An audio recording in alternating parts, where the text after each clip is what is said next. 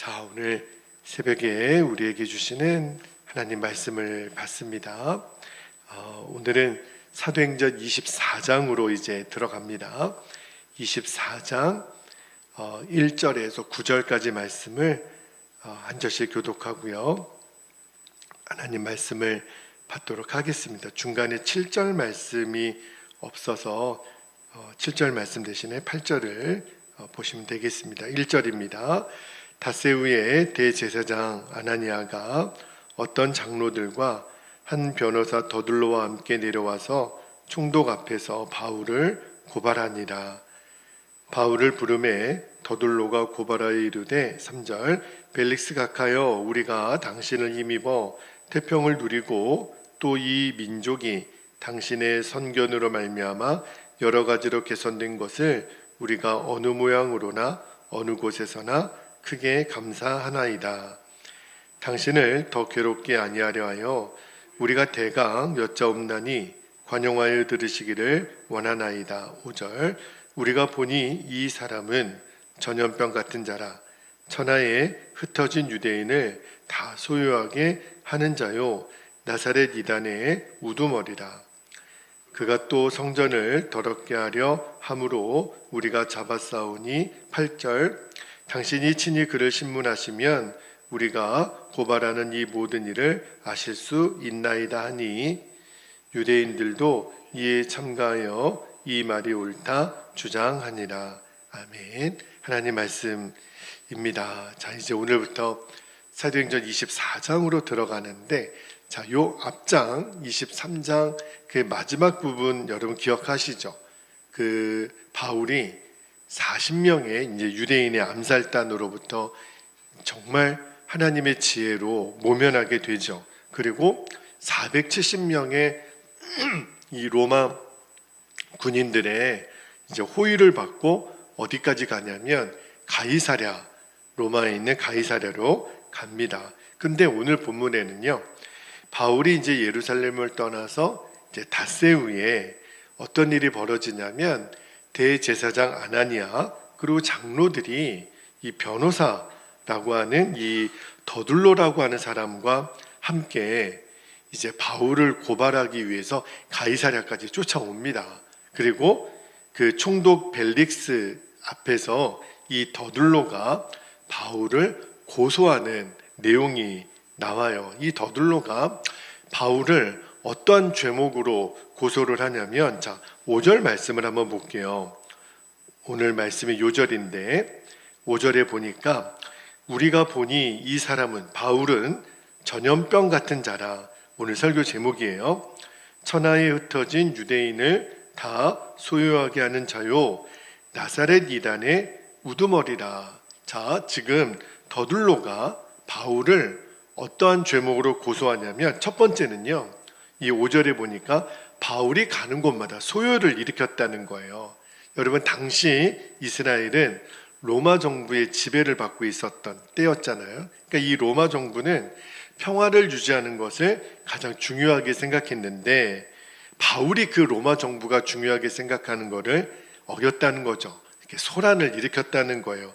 두 번째 그 더둘로의 그 고소 내용이 뭐냐면 5절 후반부에 보니까 바울이 이 나사렛 이단의 우두머리라. 그러니까 이거는 반란죄에 해당이 되는 거예요.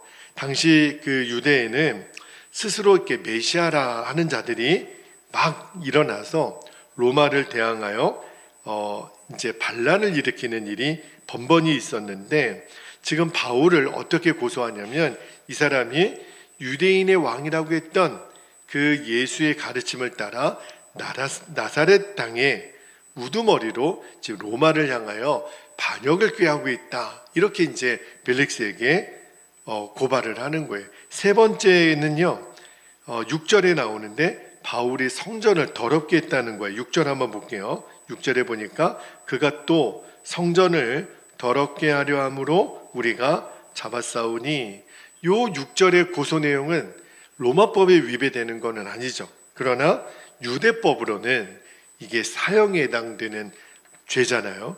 당시 이 로마 정부는요, 이 유대인의 율법에 관해서는 되도록 관여를 안 했어요. 빌라도도 그랬죠.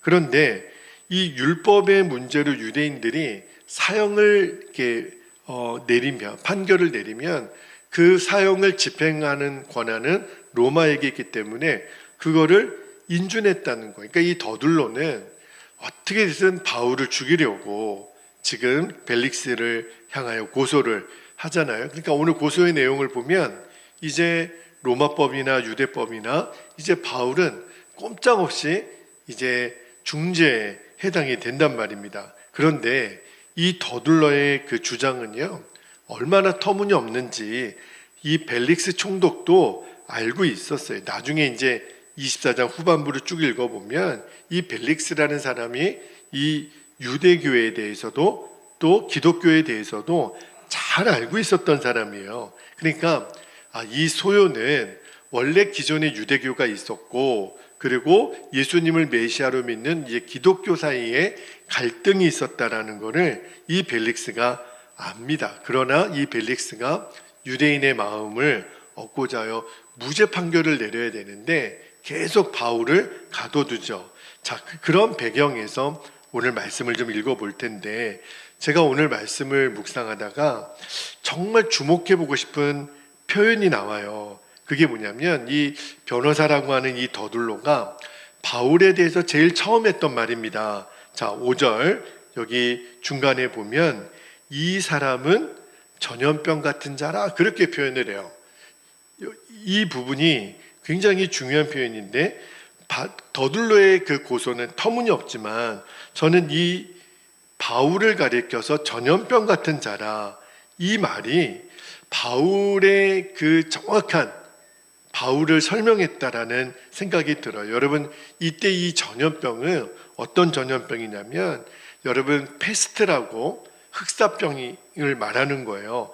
이게 당시 왜 무섭냐면 이 전염병은요, 그 전염력도 강하고 치사율이 100%예요. 그러니까 당시 사람들에게는 이 흑사병은 굉장히 공포의 대상이었거든요. 근데 왜 더둘로가 바울을 전염병 같은 자라고 표현을 했냐면, 아니 바울은 가는 곳마다 만나는 사람마다 이 예수의 이름을 전하는 거예요. 그리고 예수의 이름이 얼마나 전염력이 강하냐면 예수님의 이름을 믿기만 하면 그 마을마다 도시마다 다 예수님을 믿게 되고 완전히 도시가 떠들썩해지는 거예요. 그러니까 이 유대인들이 보면 바울이라는 자를 가만히 내버려 두면 온 예수의 이름이 온 땅에 정말 나중에는 로마까지도 심각한 피해를 입히지 않겠나, 그런 의미에서 고소를 한 거거든요. 그러니까 바울을 향해서 이 더둘로가 저 전염병 같은 사람, 이게 터무니없는 얘기 같지만 근데 너무너무 일리가 있는 말이더라고요. 가만 보니까 더둘로가 그 말했던 것이 틀린 부분이 있다면 이런 거죠. 페스트에 감염된 자는 100% 죽어요. 그러나 바울이 전하는 예수를 믿는 자는 100% 삽니다. 100% 구원을 받는 거죠. 여러분, 예수님의 이름은요, 모든 죄인을 용서하고 모든 사람을 구원하는 능력이 있습니다. 그 증인이 누구예요? 바로 바울 자신이에요. 여러분, 예수님을 믿기 전에 바울이 어떤 사람이에요? 예수님을 대적하고 또 예수 믿는 사람들을 핍박하고 죽였던 사람이잖아요. 나중에 사도 바울이 그 사도행전 22장에 간증했었어요. 그때 내가 이 도를 박해하여 사람을 죽이기까지 하고 남녀를 결박하여 옥에 넘겼던 사람이다. 그가 그렇게 고백을 했었거든요. 여러분, 예수님을 부인한 것도 큰 죄인데, 근데 예수님을 대적하고 그것도 모자라서 예수 믿는 사람들을 다 죽였으니 정말 바울은 죄인 중에 괴수가 맞죠. 그런데 그랬던 바울이 예수님의 이름을 믿고 그가 용서함을 받습니다. 이 사실이 우리에게 시사하는 바가 있어요. 그게 뭐냐면 예수님의 이름으로 용서받지 못할 죄는 없다는 거예요. 여러분이 이거를 꼭 기억하시기를 바랍니다. 자, 시편 103편 2절 3절에 보면 이렇게 고백합니다. 내 영혼아 여호와를 송축하며 그의 모든 은택을 잊지 말지어다. 3절에 보니까 그가 내 모든 죄악을 사하시며, 모든 죄악이라 그랬어요.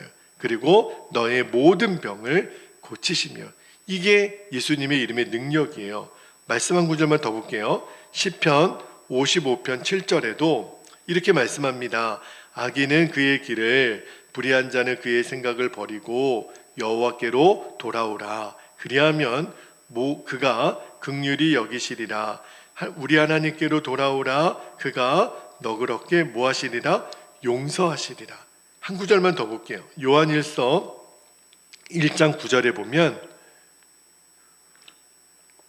만일 우리가 우리 죄를 자백하면 그는 미쁘시고 의로우사 우리 죄를 어떻게 해요? 사하시며 우리를 모든 불의에서 깨끗하게 하실 것이요. 이게 복음이에요. 우리가 어떤 죄를 지었다 하더라도 우리가 진심으로 회개하면 예수님의 이름은 우리의 모든 죄를 용서하신다는 거예요. 그러니까 예수님의 보혈이 우리의 모든 죄에서 우리를 깨끗게 하십니다. 이게 바로 예수님의 이름의 능력이에요. 또 하나 예수님의 이름의 능력은요, 우리의 모든 죄를 용서하실 뿐만 아니라 죄를 이기게도 하세요. 여러분 기억나시죠? 사도행전 19장에서 바울이 에베소에서 예수님의 이름을 전할 때 에베소 사람들은요 공개적으로 자신들의 죄를 회개했어요.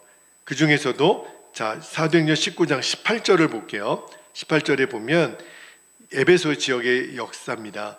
믿은 사람들이 많이 와서 자복하여 공개적으로 자기의 죄를 회개했다는 거예요. 행한 일을 알리며. 이게 정말 놀라운 회개의 역사입니다. 1907년에 평양 장대영교회에서 일어났던 회개 역사가 이 역사였잖아요. 또 하나 그때 또 어떤 일이 일어났냐면 그냥 자복하는 것뿐만 아니었어요. 그때 많은 마술사들이 자신들의 생업이었던 그 마술책을 가지고 와서 불태웠던 일 기억나시죠? 그때 그 값이 은 5만이었어요. 지금으로 환산하면 자그마치 50억이나 되는 큰 액수입니다. 이게 무슨 말이에요? 왜 자신의 마술책을 다 불태운 거죠? 이제는 더 이상 마귀와 죄의 종로를 타지 않겠다라고 하는 거예요. 여러분 이게 바로 예수님의 이름의 능력입니다. 예수님의 이름은요 우리의 모든 죄를 용서하실 뿐만 아니라 우리를 얽어매고 있는 모든 죄에서 이제는 승리하게 하십니다. 많은 사람들이 죄를 그냥 짓지 않아요. 죄가 죄인 줄 알면서도 그렇게 끊어보려고 애를 쓰지만 문제는 자기 노력으로 자기 힘으로 죄가 이겨지는 게 아니에요. 그 자신이 행했던 그 마술이 그 점쟁이 짓이 진짜라고 믿는 마술사도 있지만 대부분의 마술사들은요 다 스스로 하는 짓들이 거짓이라는 것을 압니다. 다만 유행을 바라는 사람 또 마음에 사람들이 갖고 있는 이 불안 심리를 이용해서 돈벌이를 하는 거를 자신들도 알아요. 그런데도 그냥 먹고 살려고 그들은 합니다. 지금도 마찬가지예요. 그리고 자기 혼자 죄 짓는 것도 아니고 다른 사람들도 다 그렇게 하니까 스스로를 지금까지는 위로하고 합리화하면서 그런 점치는 역할을 했었는데 근데 에베소 지역의 그 마술사들이 예수님의 이름을 듣고 예수님의 이름을 믿고 이제 부르는 자가 되니까 이제는 더 이상 그 죄를 붙들고 살 수가 없는 거예요. 예수님의 이름을 부르면서 어떻게 예전처럼 죄의 종로를 타며 살 수 있겠어요? 그래서 결단하기를 이제는 이 죄를 벗어버리겠습니다. 이제는 버리겠습니다. 마귀의 종로를 타며 살지 않겠습니다. 그리고 마술책을 갖고 와서 다 불태워버리는 거예요. 그런데 어떤 일이 일어났죠? 이거 끊으면 어떻게 살고 이거 끊으면 무슨 죄로 사나. 근데 이제는 죄가 미워지는 역사가 나타나는 거예요. 아무리 노력하고 애써도 끊어질 수 없었던 죄가 끊어지는 거예요. 이제는 마술책을 불태웠던 게 전혀 아깝지 않은 거예요. 뭘 먹고 사나 걱정이 안 되는 거예요. 왜 내가 지금까지 이 추하고 더러운 죄를 붙잡고 살았나. 오히려 그 죄를 떨어버릴 수 있으니까 오히려 속이 시원한 거예요. 그리고 죄에 붙잡혀 살았을 때는 전혀 몰랐던 복음이 주는 이 기쁨 또 이 평안이 내 안에 충만한 것을 느끼게 되는 거죠. 이거는요, 에베소 지역에 있었던 역사뿐만 아니라 지금도 마찬가지입니다. 이게 바로 예수님의 이름의 능력이에요. 여러분, 예수님의 이름으로 우리가 용서함을 받고 그리고 이제 죄를 승리한 사람은 반드시 변화의 역사가 나타납니다. 예수님을 믿었는데 변하지 않을 사람은 없어요. 왜 그렇죠? 예수님을 믿게 되면 이제까지 죄의 주인 노릇했던, 죄가 주인 노릇했던 내가 죽는 거예요. 예수님 믿기 전에는 죄가 곧 나였고 내가 곧 죄였거든요. 나는 죄의 지배를 받았어요. 내 마음대로, 내 고집대로, 내 정욕대로. 그런데 우리가 예수님을 믿으면 뭐가 바뀌죠? 나의 주인이 바뀌는 거예요. 이제는 나의 죄를 용서하고 죄를 물리치신 예수님이 나를 다스리는 시작하는 거죠. 그래서 우리가 변화가 되는 거예요. 여러분, 예수님의 이름으로 모든 죄가 용서받았고 모든 죄에서 승리했다, 이 믿음으로 살면요, 변하지 않을 사람 없습니다. 반드시 변하게 돼 있어요. 내 힘과 노력으로 변화되는 게 아니라 내 안에 계신 예수님을 믿는 믿음으로 우리를 새롭게 하시는 거예요. 그래서 나중에 바울이 이 고린도 교회에 편지할 때 이렇게 고백하죠. 자, 고린도 후서 5장 17절 이 말씀을 읽고 우리가 함께 기도하겠는데요. 말씀을 읽습니다. 그런즉 누구든지 그리스도 안에 있으면, 예수님의 이름의 죄사함의 권세, 죄를 이기는 권세를 믿으면 새로운 피조물이라, 변화가 된다는 거예요. 이전 것은 지나갔으니 보라 새 것이 되었도다. 할렐루야. 이 말씀이 그대로 우리들에게도 적용되는 줄 믿습니다. 제가 내일 새벽에는 그러면 예수님의 이름으로 용서받고 구원받은 자는 어떤 삶의 구체적인 변화의 역사가 일어나는지, 그리고 그에게 주어지는 영적인 사명에 대한 말씀을 한 번 더 나누도록 하겠습니다. 자, 이제 오늘 말씀을 붙들고 우리가 이제 기도하겠는데요. 두 가지 기도 제목을 여러분께 드리고 우리가 함께 기도하겠습니다. 첫 번째는요, 예수님의 이름은 능력이 있어요. 어떤 능력이 있냐면 모든 죄를 용서하고 누구라도 구원하는 능력이 있음을 내가 확신하게 하소서. 내 힘과 노력으로 이기는 게 아니에요. 예수님의 이름의 능력으로. 두 번째는 저는 사도 바울을 고소했던 더둘로의 이 고소 내용이 터무니없지만 너무 은혜가 되는 것이 바울을 향하여 영적인 전염병자다. 이 사람은 전염병자다. 맞죠? 그래서 우리도 사도 바울과 같은 영적인 전염병자로서의 예수님의 이름을 전하는 사명을 감당하는 겁니다. 주여, 2025년도 올 한 해는 나로 인하여 정말 예수님의 이름의 능력을 경험하게 되는 역사를 주님, 내 주변에 있는 많은 이들에게 전하게 하소서. 내가 진짜 예수님의 전염병자가 되게 하소서. 이게 우리에게 주신 사명이에요.